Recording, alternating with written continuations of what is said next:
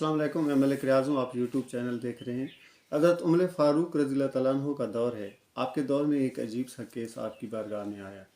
हुआ यूँ कि एक शख्स ने ज़मीन का एक टुकड़ा बेचा और जो बेचने वाला था वो किसान नहीं था। उसको ज़मीन में मतलब ये है कि ज़राअत के हवाले से कोई बात पता नहीं थी, तो वो उसके लिए फालतू था, उसने बेच दिया। जो ख़रीदने वाला था वो किसान था, तो उसकी ज़रूरत थी, उसने ख़रीद लिया।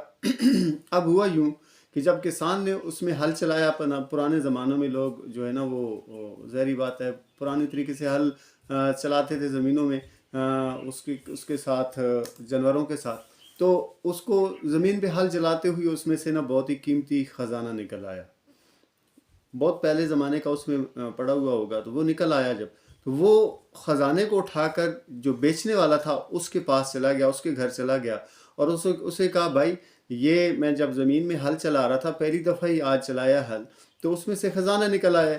तो जो बेचने वाला था वो कहता है, यार ख़जाना निकल आया तो ज़मीन मैंने बेची है, तो जो ज़मीन के अंदर चीज़ मौजूद है, चाहे वो दरख्त हैं, चाहे वो फल हैं, चाहे जो कुछ भी है, वो तेरी है, वो तो मेरा है ही नहीं, इस पर मेरा हक़ नहीं, इस पर तेरा हक़ है।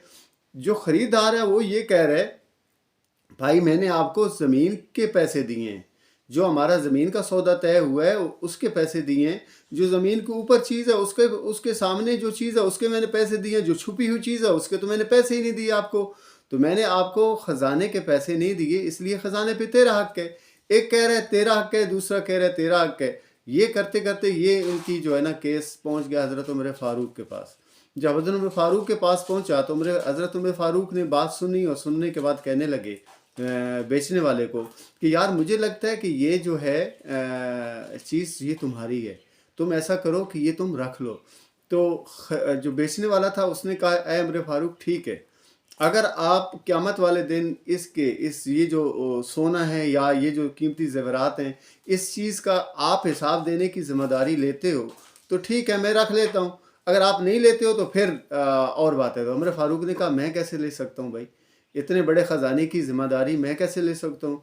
तो फिर बेचने वाले से आप मुखातिब हुए, तो ख़रीदने वाले से मुखातिब हुए। ख़रीदने वाले को कहते हैं, यार आपने क्योंकि ख़रीदा है तो उसमें जो कुछ भी है वो आपका है। तो उसने ख़रीदने वाले ने भी यही बात की कि जी उमर फ़ारूक, हमने ज़मीन ख़रीदी है, उसके हमने पैसे अदा किए हैं, हमने इस ख़जाने के पैसे नहीं अदा किए। कल क़यामत वाले दिन अगर मैं फंस गया तो मुझे आपने निकालना है, मैं आपका नाम लूँगा कि मुझे उमर ने कहा था ये आपका है। तो उमर फ़ारूक ने कहा, भाई ये मैं कैसे ले सकता हूँ ज़िम्मेदारी आपकी, इतने बड़े ख़जाने की, इतनी बड़ी दौलत की मैं ज़िम्मेदारी कैसे ले सकता हूँ। ये गौर तलब बात है कि ये वो ज़माना है जिसमें कहा जा रहा है कि ये तेरा है, दूसरा कह रहा है नहीं तेरा है, तीसरा कह रहा है जी नहीं जी, अब फैसला करना ही बहुत मुश्किल हो गया उमर फ़ारूक जैसे बंदे के पास। तो हज़रत उमर फ़ारूक ने हज़रत उबई बिन काब के पास भेजा, जो उस वक्त जज थे, जो चीफ़ जस्टिस आप कह सकते हैं, उस वक्त वो थे। तो उनके पास भेजा कि जाओ उनके पास लेके जाओ इस केस को। तो जब उन्होंने पूरी बात सुनी, सुनने के बाद वो भी जो है ना सर पकड़ के बैठ गए कि मैं इसका क्या फ़ैसला करूँगा। तो जज ने कहा बेचने वाले को कि भाई आपका कोई औलाद के बारे में पूछा कि आपका कोई बच्चा है। तो उन्होंने कहा जी हाँ, एक जवान बच्चा है। जो ख़रीदने वाले था उससे पूछा, हाँ भाई आपके कोई बच्चे हैं। तो ख़रीदने वाले ने कहा जी बिल्कुल, मेरी भी एक जवान बेटी है। तो हज़रत उमर फ़ारूक ने कहा कि मैं ऐसा करता हूँ कि आपके बेटी का निकाह इसके बेटे के साथ करता हूँ, और ये जो ख़जाना और माल निकला है ये उन दोनों को मैं जहेज़ में देता हूँ, दोनों को मैं दे देता हूँ, तो ये बराबर का तकसीम हो जाएगा। तो जब सुन रहे थे लोग और लोग जो इस केस को वाच कर रहे थे तो उनकी आंखों में आंसू थे। वो कहते हैं ना, उनकी हर सुबह सुबह ईद होती थी, उनकी हर सुबह सुबह ईद होती थी, खुदा का कुर्ब हासिल था, नबी की दीद होती थी। तो ये हजूर नबी मुकर्रम सल्लल्लाहु अलैहि वसल्लम के तरबियत याफ्ता लोग हैं। ये हजूर नबी मुकर्रम सल्लल्लाहु अलैहि वसल्लम के साथ सच्ची इश्क और मोहब्बत करने वाले लोग हैं।